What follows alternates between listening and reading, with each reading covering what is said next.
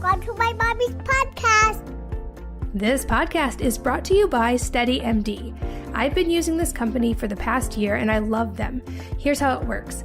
Instead of having a primary doctor that you have to make an appointment to see, wait for hours in the office to visit, you can now have your doctor available whenever you need him or her through your phone. SteadyMD has a staff of doctors who are available via call, text, or video chat whenever you need them, so they respond quickly and they already know your medical history. You get paired with a single doctor so you can work with them as a long-term partner for your health. They're well-versed in lab testing, preventative health, and functional medicine, and they are great for those random, obscure, off-hours medical questions so you don't have to run to urgent care. You can check them out and see if they are right for you by visiting steadymd.com/WM. That's SteadyMD.com/WM. They do have limited spots available, so I'd check them out quickly if you're interested. This podcast is brought to you by Soul Organics. These are some of my favorite sheets in the world, and here's why. We spend about a third of our life sleeping, so our sleep environment is a really big deal, and that is why I prioritize organic sheets and bedding and organic pajamas for my kids, because some kinds of bedding can contain plastic fibers and even pesticide residue from non-organic natural fibers. But Soul Organics uses 100% fair trade organic cotton to make super soft, luxurious sheets at an affordable price.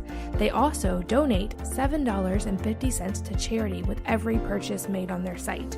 And right now, they are offering a special deal just for listeners of this podcast. You can get 20% off of your purchase plus free shipping in the US by using the code wellness20, all lowercase, wellness20 at soulorganics.com/wellnessmama. And that is spelled SOLORGANIX.com/wellnessmama. And make sure to use that code wellness20 to save 20%. Hello and welcome to the Healthy Moms Podcast. I'm Katie from wellnessmama.com. And have you ever been stressed out as a parent? Because maybe you're the mom who has it all together and stays calm all the time, but I am not. And that is precisely why I invited today's guest, Heather Chauvin from the Mom is in Control podcast. Heather has been named one of the next generation's thought leaders in parenting and women's leadership, and her mission is to crack women open to their deep potential and to help us understand and decode our children's behavior. She's a TEDx speaker, and as I mentioned, the creator of the Mom is in Control podcast. And today we are going to jump into all things motherhood, parenting, and everything else that comes up. So Heather, welcome and thanks for being here. Katie, thank you so much. I love having these conversations. I think they're so important. And I had the chance to watch your TED Talk. So I know a little bit of your story, but I think we absolutely have to start there because your story is pretty profound. So to begin, give everyone an idea of where you're coming from and how this became your path. Yes. So it definitely didn't become a path because I dreamed it. And I said, this is exactly what I want to happen. That's not how we manifest, right? Sometimes there's a journey to get there. So the whole reason why what I do is around motherhood is because it was really what cracked me open. It didn't matter how much you have your shit together. Can I say shit, by the way? Yeah, you can. Okay, good. You can keep that in there. Like, can I say it? Can I be me? Which is part of the problem, right? Can I be who I really am as a woman, as a mother, as a wife, as a creative being? So my son, I have 3 boys. They're 13, 8, and 5. And when I became a mother 13 years ago, I remember looking at my son thinking, I need to change. Something needs to change. He's not going to become anything if I'm not willing to do the work. So I need to show up. And the best way I knew how to do that was just kind of not put my head down, but just he was my drive. He was my why. And so as I kept evolving and changing and kind of thinking more outside of the box, what I noticed was when he was around 4 or 5 years old, I became, I was a social worker at the time, and my soul, as I always say, the soul aches, the breadcrumbs, my soul was screaming at me that I couldn't be that person. I couldn't work in that job for 30 years. I just couldn't. I could see my soul was just slowly leaving my body, but yet, this voice inside of me saying, Heather, You went to school for this. This is what everybody does. You are checking the boxes off. This is exactly where you need to be. Stop trying to overcomplicate it. Everybody else is miserable. Everyone hates their lives. Everyone, always complains they don't have enough money or energy or time or whatever. But yet there was this part of me that kept saying, no, there has to be more. So when my son was 5 and he started with anger and anxiety, and I couldn't really understand what his behavior was telling me, I had this aha moment. I said, okay, Heather, you went to school, you have a degree in psychology and children's mental health, and you work with families who are struggling, and you do not know how to solve this problem. No strategy in a parenting book is going to help you here. Went to the doctors, pediatricians, therapists, you could name it. Oh, Heather, it's just a phase. It's just a phase.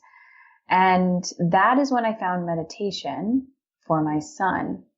And when I found meditation for my son, because, he needed to meditate, he needed to be quiet, he needed to be calm, what I was really projecting within myself was I did not feel in control of my own anger or anxiety.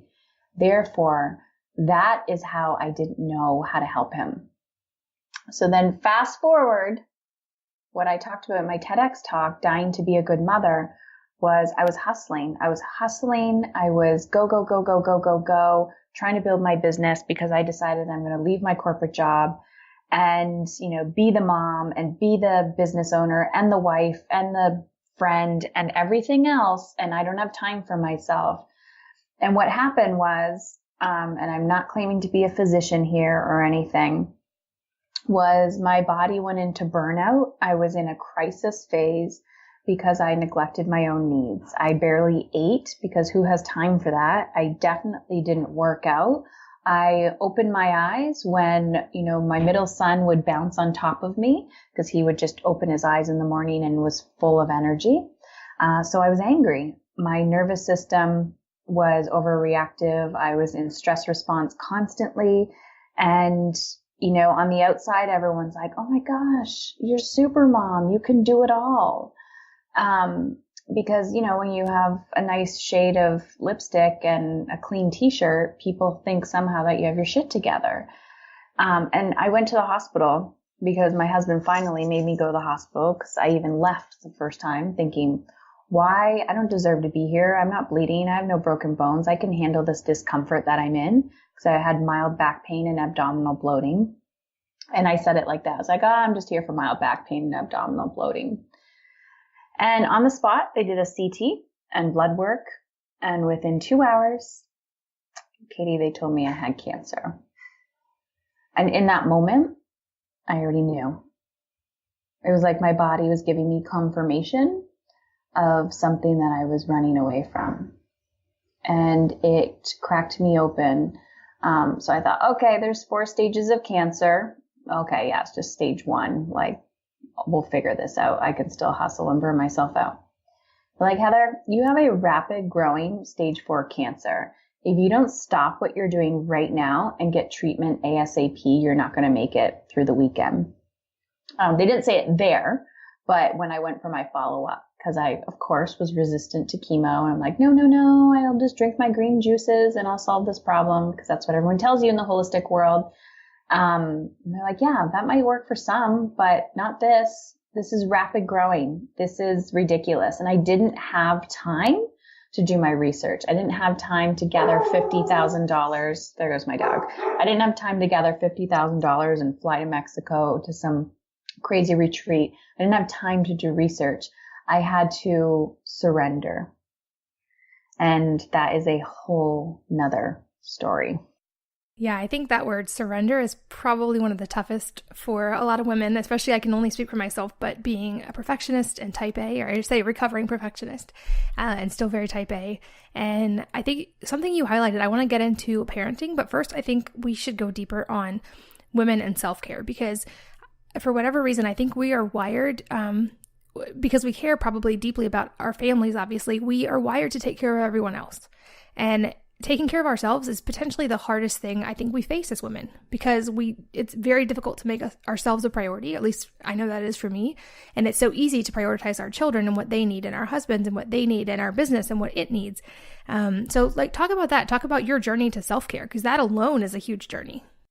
Yeah, I'm still trying to figure out a different word for self-care and self-love, because it kind of has become cliche in the personal development world, and it doesn't even do it justice. So I'm going to give you an example. I always talk about high leverage tasks.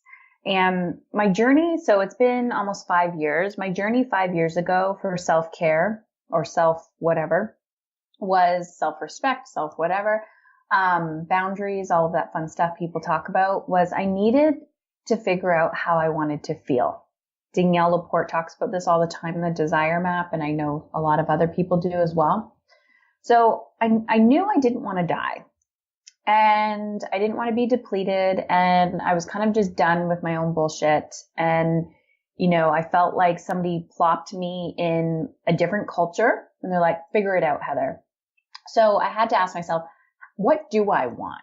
How do I want to feel? Because I knew what I didn't want, because I was experiencing it. I was living it. So I said, I want to feel alive and energized. Those were just two things that I picked up, alive and energized. So I'm like, well, what does it mean to be alive? Like, I don't actually, like, when's the last time I actually felt alive? And I had to think about it. And I couldn't even think of a time in my childhood when I felt alive, which is pretty sad. So you can tell that this trauma and this belief goes back into childhood. I think as women, we are raised like this. Like, I'm raising 3 boys, and I watch people who are raising girls, and I see how the expectation is culturally just different. The boys can be quote unquote lazy, and girls need to clean the house. They need to do this. They need to do that. So teaching my boys these domestic chores is not, I'm trying to reinvent the wheel here, or trying to go against the current. So I'm like, what does it mean to be alive? Well, I'm like, who around me looks alive? And it was typically the people that were fun, adventure seekers, always on vacation, always like active. So I'm like, okay, maybe paddleboarding. Okay, I'll try that. Maybe going for a hike. And for a really, really long time, I couldn't feel any of this stuff. I really couldn't. I'm like, I'm hiking or I'm paddleboarding. I'm like, this is kind of stupid. When's this going to be over? Because I was so numb to joy. So numb to joy. And then energized. Well, when the social expectation is to feel depleted all the time, and that's a badge of honor as a mother, like the more exhausted you are, the bigger the gold star. One, I had to really combat that limiting belief that I needed to be tired in order to be a good mom or a successful parent, quote unquote. And I just started asking myself, what is going to energize me? And slowly I started shifting my food to more energizing things rather than eating or drinking 20 cups of coffee that gave me gut rot and made me want to puke by the end of the day and actually, screwed up my hormones. I'm like, okay, drink your green juice, drink your, vegetables, like real food that came from the earth. Night and day, I'm night and day now from where I used to be, but something like working out, okay, taking 20 minutes, 30 minutes for yourself to work out, that has always been a mindset shift. But realizing the more energy I have, the more I can give to my children, the more I can give to my work, the more I can contribute to my clients. And the more I do that, and the more I generate, and the more, as that momentum grows, I can make a bigger difference in the world. So a lot of times when people come to me and they're working with me in my mastery and my Soul Elite program, what happens is, I talk about this in the TEDx talk, the sustainable ambition model. So we have, survival mode, and then we have the momentum phase, and then we have thrival state, and then there's this, creative abundance that happens. And you can jump in and out of each state. But what happens is your soul might have, the thrival or the creative abundant desires and dreams. So you're like, I want to make a big impact in the world, or I want to travel the world, or all of these things. But yet, you're exhausted and you don't even remember the last time you got a good night's sleep.